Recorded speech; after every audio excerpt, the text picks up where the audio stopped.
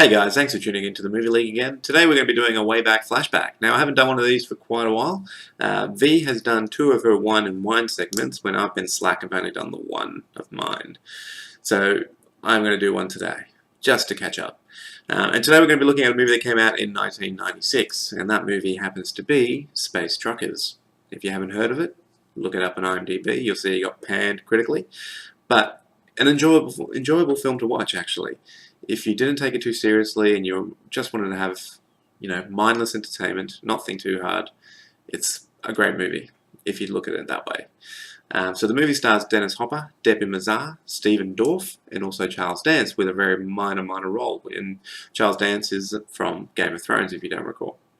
So the movie tells the story of an independent truckie trying to make his way through the solar system, or space truckie, sorry, I forgot to mention, trying to make his way through the solar system as an independent truckie and not get screwed over by the man.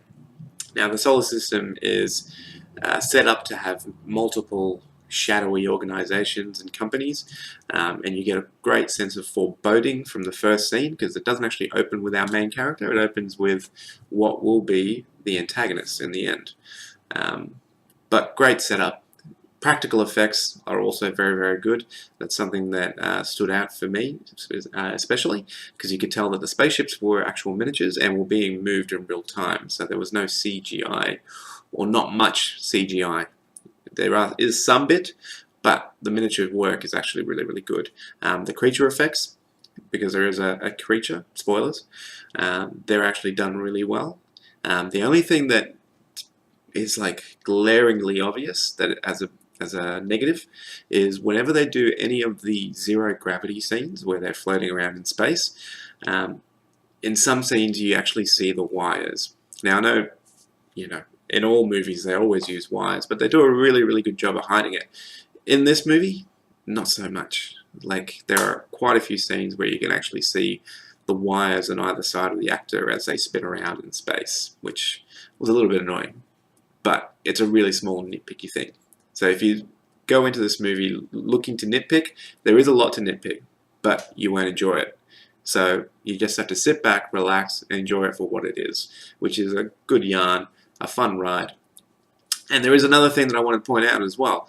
The similarities between John Canyon, who is Dennis Hopper's character, again, the main character, and Jack Burton, if you don't know who that is the main character from Big Trouble in Little China, one of my all-time favorite films by John Carpenter.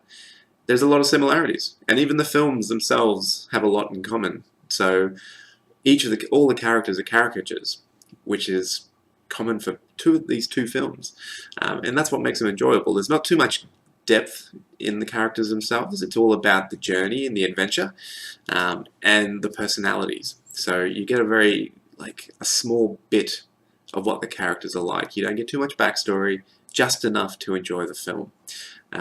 So the similarities between Jack Burton and John Canyon, they're both truckies, and they're both transporting pigs at the start of the film, of each film. John Canyon has got square hogs that are in square cages. Jack Burton has pigs on the Pork Chop Express. There you go. Similarities that just popped out when I watched it. I wonder if anyone else picked that. I'm sure they have. I'm not that smart. Anyway, apart from that though, I won't go too much into the plot because it'll give too much away, but I will say there are some really good one-liners in this film, just like Big Trouble in Little China, and they are a joy to listen to. There are some genuinely funny one-liners. I picked out 3 big ones that I thought were hilarious, but let's see if you guys can find them too. If you like this video, don't forget to subscribe and like. And if you're interested, I did do a Wayback Flashback on some underwater films that came out in 1989, which was quite interesting actually. So don't forget to check that out. And leave us some comments. We'd like to talk movies, so let's talk. Alright guys, enjoy the rest of your weekend. See ya!